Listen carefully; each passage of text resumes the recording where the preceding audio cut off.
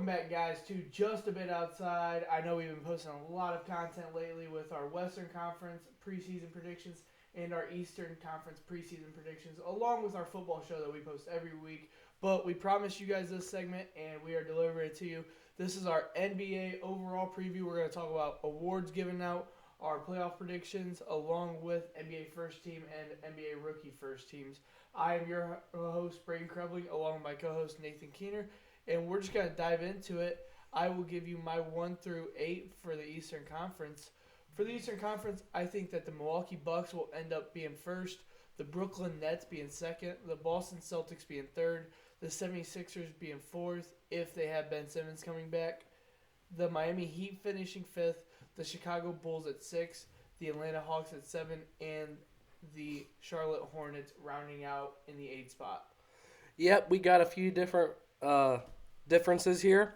I got the Bucks starting out at number 1. I would have the Nets there if Kyrie's playing, but we don't know that situation. It might never figure itself out. So I have them down at 3, but I have the Heat sneaking in at 2. Once again, the Nets at 3. Have the Celtics at 4, once again having home court advantage in these playoffs. Number 5, I had the Atlanta Hawks. It would be the 76ers, but Simmons isn't there. Don't know what that situation is going to be. Had the Chicago Bulls at number 6. I think they can squeak in with that new look roster of theirs. Number 7, I do have the 76ers. Without Simmons, I just don't think they have enough good pieces. And the last spot, I have the Pacers making that play-in tournament, beating the Knicks at number 9. I think that would be a really good game if it gets to that point. Moving on to our Western Conference, we have a loaded West where I almost felt like there's some teams here that I wish I could sneak in. You just didn't have room for them at that point. So I have the Los Angeles Lakers finishing first. I have the Golden State Warriors finishing second. I have the Phoenix Suns at 3, the Dallas Mavericks at 4, the Utah Jazz at 5, the Denver Nuggets at 6, the Portland Trailblazers at 7, and the Los Angeles Clippers in my 8th spot, with Paul George being their star and Kawhi Leonard being out. Seems we have the same 8. They're just shuffled around here in a different order. I got the Lakers off at number 1 as well. Going into the Utah Jazz at number 2. Feel like they can keep that hot streak and momentum rolling from last year. Same with the Phoenix Suns. I have them coming in at number 3. Fresh off that finals appearance. Feel like they can make some more noise. Number 4, I got the Nuggets. And as we talked about in the West, I just don't feel like they have enough star power to truly be higher on this list. Number 5, I have the Warriors. Once again, if Clay comes back earlier than expected, which could be within the next month, clearly too low for this Golden State Warriors team. Number 6, I do have the Blazers. I feel like no matter what, every year they are in around this range. They have a better improved roster from last year. They can not be worse than they were last year. They were 6 last year. Think they'll be here again. Number 7, have the Clippers. Feel like Kawhi not playing all year. It's really going to hurt you. A lot on Paul George's table. A lot on Marcus Morris's table. Not sure those.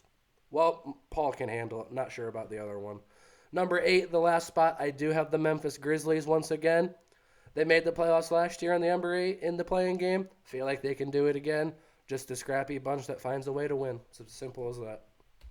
Moving on to our season awards, this is kind of really interesting because you have awards: the MVP, the Defensive Player of the Year, the Rookie of the Year, the Coach of the Year, the Most Improved Player of the Year, the Sixth Man of the Year, and we also included the Scoring Champ. And I'll just go first. We'll bounce back and forth. The MVP is an award that is won by many, but it's also very kind of overshadowed when it comes to players say they don't go for it and they say they are just going to win a title. But in all reality, they see when they're in the MVP race and how they play. And I think this guy is going to more or less chase this award versus chasing a championship this season because his team isn't prepared to win the championship this year, and that is Luka Doncic. I think Luka Doncic is going to win the MVP. I just think that the amount of responsibility he has and usage rate on the Mavericks, that his scoring ability is capable enough to win an MVP, and his talent.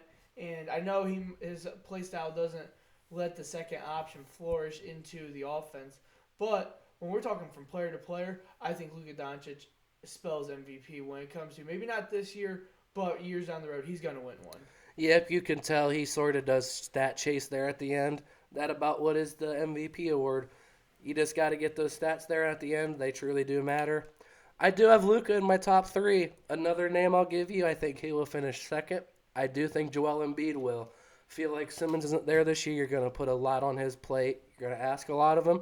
He's already nicked up and injured, so we'll see how that goes. But if he is anywhere near 50, 60 games like he was last year, he's going to be in this discussion again. But I just don't think he will top off and beat Kevin Durant. I feel like this year with the Nets, he is going to have so much on his table. Yes, I know he's one of the best players in the world, so that sounds like a lot. But when you have Kyrie Irving there, when you have other mouths around you, it's not all about just the workload for him. Durant's more about efficiency. He's smart with his movements, his shots, basically everything. And something that really improved in Golden State that people just never really noticed. Kevin Durant's a nasty defender. And that was my bold prediction to you earlier. I do think he can sneak onto that first team all defense. I just feel he is going to be your best defender. He will be around the hoop. He causes a lot of problems. Percentages aren't good against him. Just feel like Kevin Durant's going to come out, show he is once again the best player in the world, and win this award.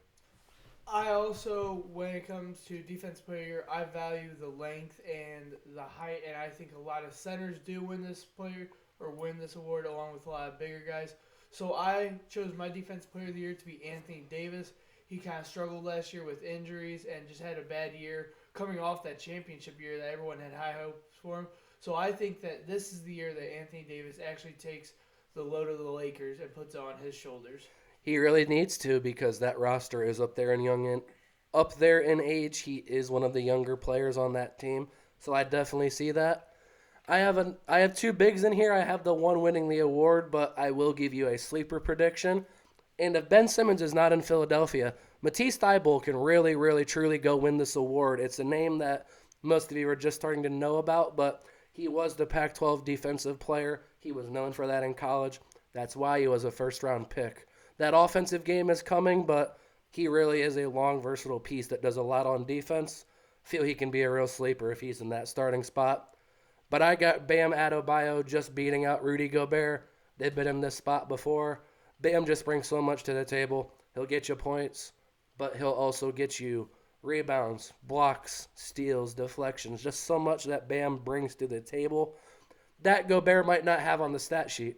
Gobert might have these blocks and that, but if they play him under the post, under the basket as they did last year, you're not going to see them steals numbers up, so I feel like Bam can sneak that one out. Going on to our rookie of the year, there's so many good rookies I feel like in this class that can win it. We're talking about Jalen Green, Cade Cunningham, Davion Mitchell could be a sleeper pick. Jalen Suggs, if he comes around and really comes around with the magic, he could be a sleeper pick. But I'm going to go with the safe pick. I'm going to go with Cade Cunningham. I just feel like a lot of the Pistons are relying on him to at least win a couple games this year. And I think he's going to really floor out as their obvious number one this year. Yeah, during the draft, there was a clear-cut top three prospects, and I feel it will come down to those three prospects between Cade Cunningham, Jalen Green, and Evan Mobley. Mobley, a guy for the Cavs, he might not put up excellent numbers every night because there is other scorers there around him, unlike these other two. But I have Jalen Green squeaking out this award. I just feel his game is already adapted to the NBA through his G League experience. He's used to the lifestyle, the play style, that three-point line, which might be really, really key just to develop your game. He's already used to that shot being his shot. Yes, Cade has that range. Cade, an absolute talent. That's going to put up huge numbers. Just feel like Jalen Green, he is legit. He is the unicorn. Now, this is a kind of an interesting one, too, because we have a lot of coach turnover this year from last year.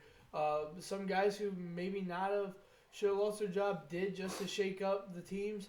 You talk about Budenholzer in our Eastern Conference podcast, how Budenholzer was on the hot seat and then he wins a championship and signs an extension. So it's definitely a players' league, and coaches can get the blame if the team isn't playing up to par. So who you got for Coach of the Year?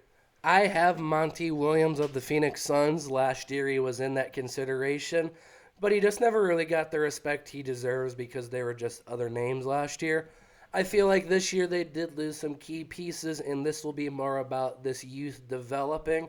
I feel like once this youth develops and they are in that lineup doing serious contributions every single night, this team's where they were last year. You got to give Monty the respects he deserves because they were calling for it last year. It's about time. I think it's cool how you have a Western Conference coach because I have an Eastern Conference coach winning this. I have Billy Donovan of the Chicago Bulls.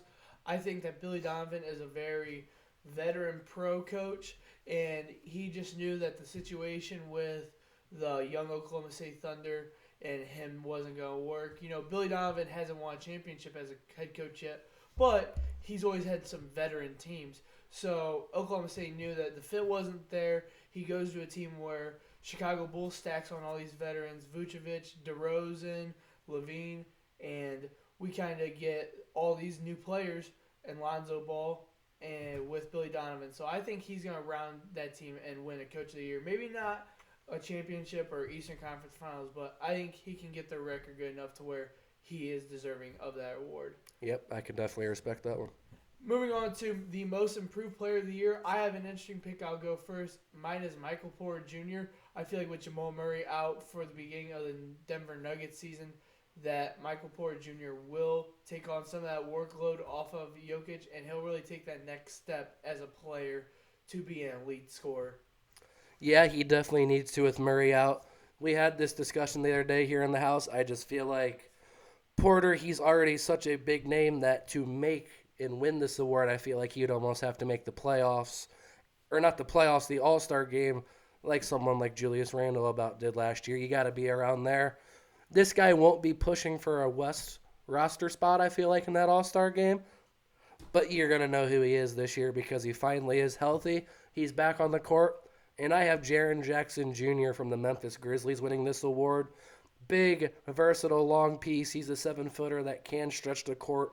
He plays their stretch four where you have Adams down low. I feel like in closing time, Adams won't be your center. You'll bump Jackson down so he will space the floor. He feel like he's just going to be a key piece of this Grizzlies team. He really is their second best player behind Ja Morant. That pick and roll duo really has to get going this year. And once they do, I feel like this Grizzlies team is going to be reckoned with. So I got Jaren Jackson. Two other names I'd watch out for. Definitely Mr. Poole from Golden State and Derek White from San Antonio Spurs. They lost some pieces this offseason. He's going to bump into that starting role, be your two guard. He can put up some numbers and some points this year. I like the Jordan Poole pick. Jordan Poole is a very good scorer for the Warriors. When Curry's on the floor, being that second option when Clay's out, or being the first option when Curry hits the bench. Moving on to Sixth Man of the Year. For people who don't know what a sixth man is, it's the best non-starter of the league. That is Jordan Clarkson to me. I think Jordan Clarkson just provides scoring for the Utah Jazz that you just can't teach off the bench. Love Clarkson. He provides a bucket. So does my guy here, but I'm going to give you two other names. I think Desmond Bane could really be in consideration of the Memphis Grizzlies once again. He was a second-round pick last year out of TCU. Real three-point sniper that can provide versatility off the bench with his defense. Whether he does start behind Dillon Brooks or not, might slide into that 3 or 2 role. We're not sure. I think he comes off the bench this year, puts himself in consideration. And mainly, I have the Sacramento Kings guard here because we're not sure which one it's going to be. It could be Tyrese Halliburton. It could be Buddy Hield. It could be Davion Mitchell. You don't know which one's going to start beside De'Aaron Fox, where you have 4 amazing guards. 2 of them are coming off the bench. 2 of them are going to put up numbers every single night. So I got Buddy Hield as the name that sticks out. Feel like he will come off the bench. Think Halliburton will slide in that starting role for now. But the guy I have winning this award, it was a unpopular pick when we did this when we make this slideshow about 2 weeks ago getting ready. Now it's a well-known name, and I have Tyler Hero. He's done his thing in the preseason. He's had 30 points a lot. We saw the preseason or the season opener last night for him. He had 27. He's just a bucket off the bench that really should be starting for them, but he's not, and that's okay. You have Duncan in there for his shooting ability. Hero comes off the bench. He can play your 1 through 3. He's a playmaker, a scorer, just does a lot for that team, and he'll get rebounds and assists for him. Feel like there's just going to be a lot of numbers there. With the Heat's good record, going to be hard to ignore Tyler Hero. Now, who do you think will be the scoring champ for the league? I got Steph Curry. I don't find any reason he does not win this award. His shooting is clearly off the charts. He's one of the clearly the best shooter of all time.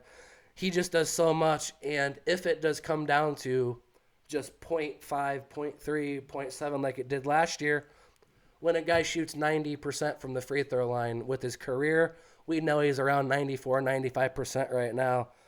Every single point matters to be a scoring champ. Steph's going to provide that every single night from the free throw line. Feel like he just has that advantage there to squeak this out again. I think Luka Doncic is going to win the scoring champ. I gave you my reasons why. It's just winning the MVP. He has to put up so many numbers. And I think that if I predict him to win the MVP, I might as well just predict him to be a scoring champ because I think that'll be his strongest case in the MVP race is trying to get Mavericks into that top half. And I'm not, and you can even vouch for me on this, I'm not a Luka Doncic fan, like fanboy. It's just at this point, the reasons are he is looking for that respect around the league from the media, from his peers, and everyone knows he's a magnificent, oh my gosh, a great scorer. But can he really win the games that matter? Can he really put up the numbers when it counts? I think that this year he tries to prove it, at least tries to prove it. So moving on to our NBA first team, I have Luka Doncic, Steph Curry, LeBron, Giannis, and KD. Leaving out Joel Embiid, putting him on the second team. That's the biggest name that I left out, but I had trouble leaving him out. You just mentioned your first team. I have four similar names, but I do toss Joel Embiid in there. Feel like he's going to put up numbers for the Sixers to go along with Steph, Luka, LeBron, and KD. There's just a clear upper echelon of players in this game right now. There really is. These are the top four, I feel like. And Embiid's going to put up the stats, I feel like, to be better than Jokic in the long run. That gets him on first team. Moving on to our NBA second team, I have Jason Tatum, Damian Lillard, James Harden, Jokic, and Embiid, which is hard because they're not going to put two centers on the same team. But just for the sake of this conversation, I don't see Jokic and Embiid being third team. I think it's disrespectful. But I see them being second team. I think Tatum really takes that step this year, as he did last year. I think he takes that other step this year just to put his name in amongst these guys. Harden, Damian Lillard, Jokic, I didn't find a reason to put him lower than this. Yep, some similar names here as well. My guards are Damian Lillard and James Harden. They're going to put up the numbers, put up the scoring, put up the assists every single night. I got Giannis and Jokic on this list. They can't be lower. They're going to be some of the best players in the game, putting up the best stats. And here's my sleeper pick, especially for the second team. Feel like he's going to put up the numbers this year without their other star out. I got Paul George. Feel like he's going to come out, play like the playoff P we saw last year in Duno, and that I know very well. Paul George is legit. Paul George is a bucket. It's time you start putting some respect on his name again because he is undoubtedly one of the best players in this game. Paul George was a hard name to leave off my second team list, but moving on to my third team, he'll headline in this team. Paul George on my third team, along with some young names, Zach LaVine and Devin Booker. I got on my All-NBA third team, along with Chris Middleton and Anthony Davis. Yep, we're going to vary from some names here. I do have Anthony Davis and Chris Middleton in here. Middleton going to get the respect he finally deserves this year.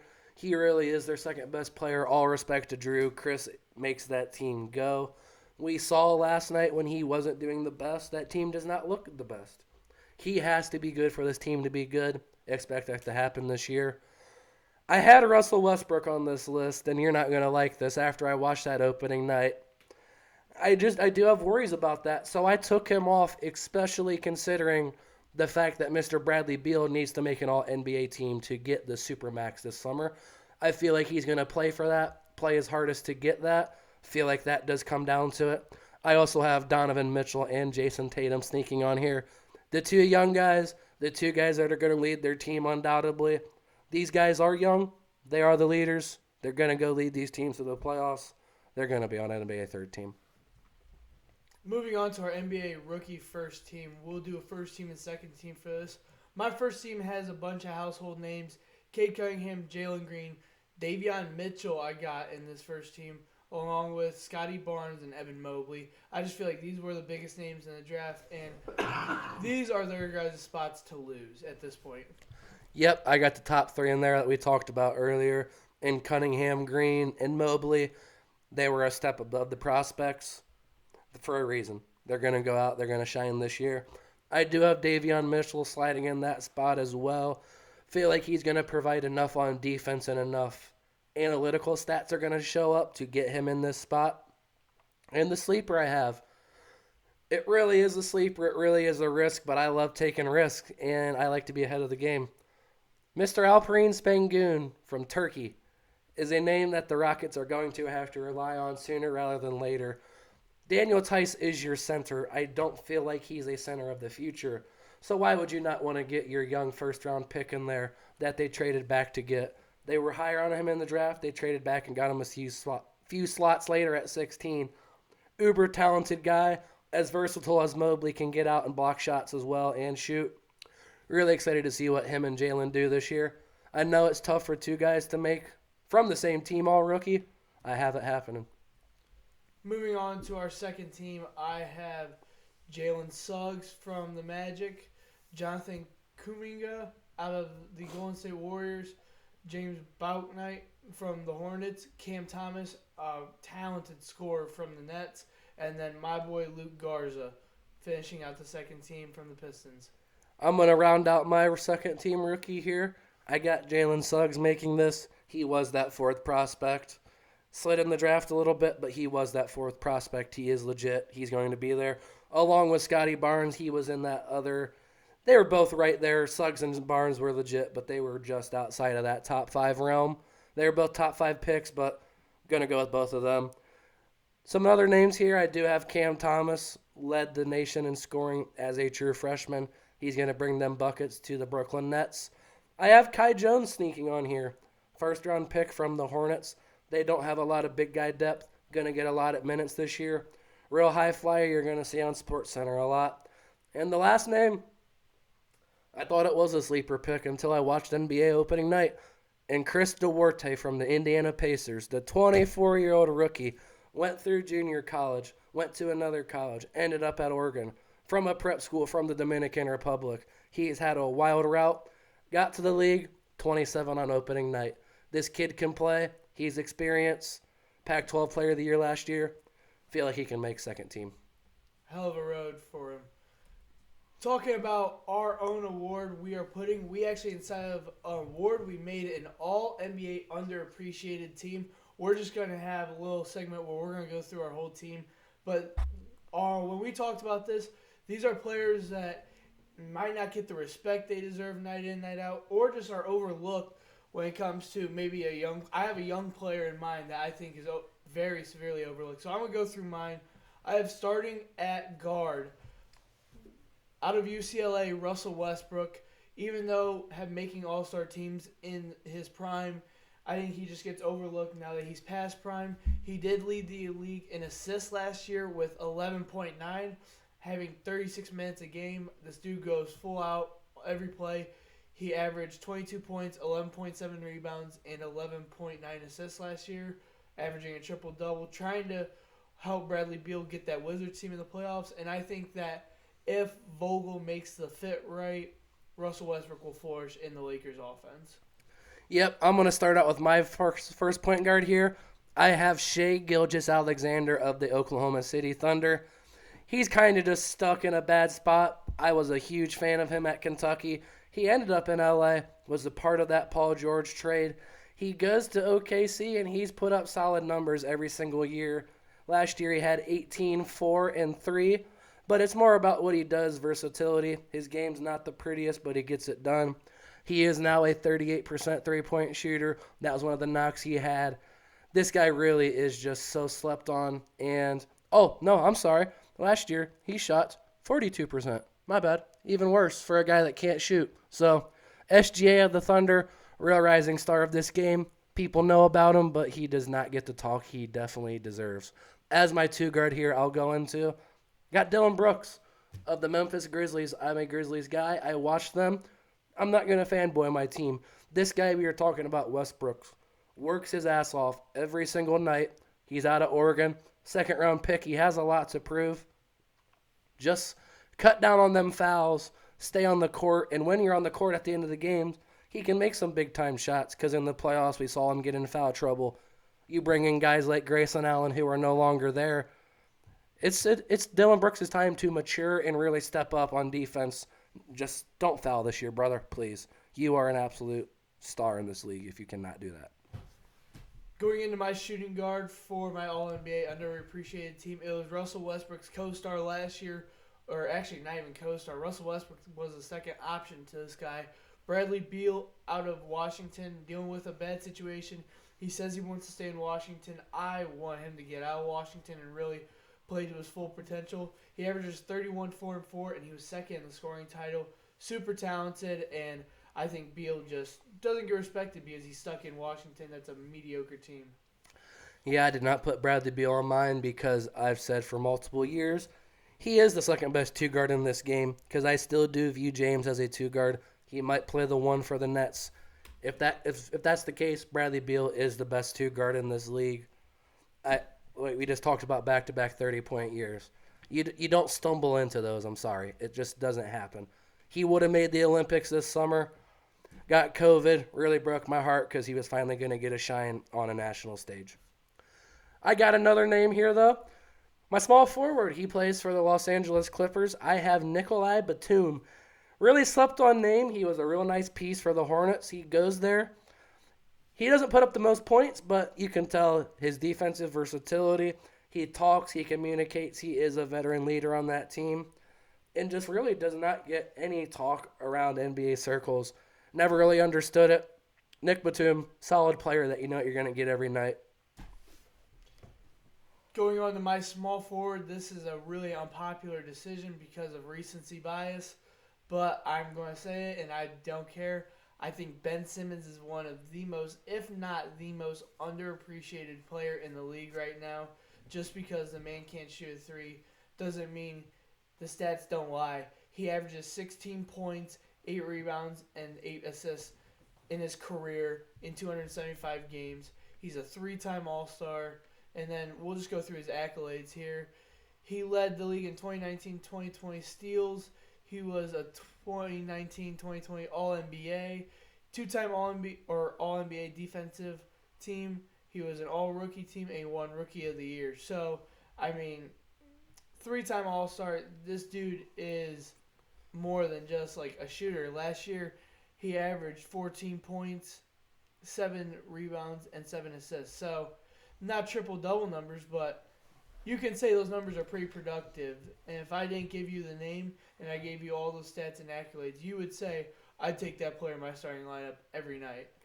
Yeah, Ben Simmons, you just got to appreciate him for what he is. You just got to start doing that. Once you do realize he is a key piece.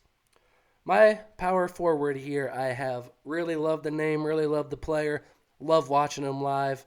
That is Domantas Sabonis from the Indiana Pacers. We were joking about this. I wanted to put the whole Pacers team as my underappreciated because I feel like they don't get a lot of love. But Sabonis, the dude put up 21, 12, and 7 last year. The stats speak for itself, especially when he can go out, shoot the three. He shoots 33% from there, 53% overall as a field goal percentage. He's efficient. He's really smart, just a really solid player to watch that you enjoy seeing the old school game. He's like seeing a lefty. He provides a nice game that is worth watching. Going into my power forward, he was a key piece in his team's success last year in their playoff run leading up to the finals. He comes off the bench as a big guy, but he's the first big guy off the bench. That is Cam Johnson, 9 points, 3 rebounds, 1.4 assists.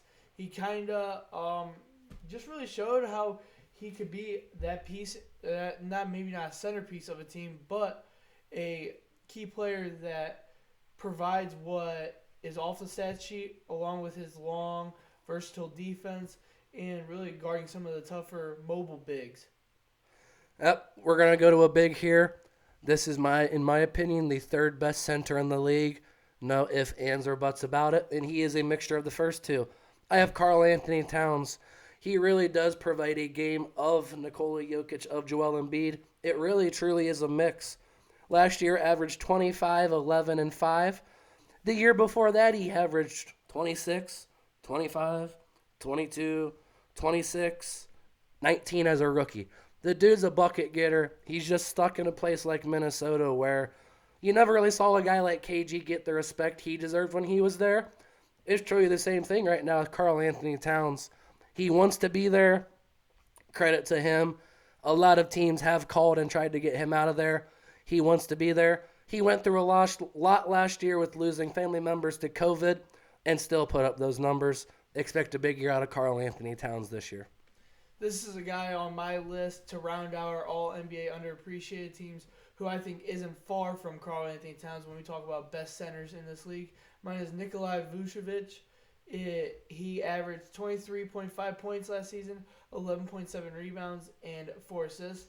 And everyone, we name him an all-star year in, year out. He was an all-star in 2018, 2019, and then 2021. But just the respect he does not get. He's been a 20-point scorer since 2018.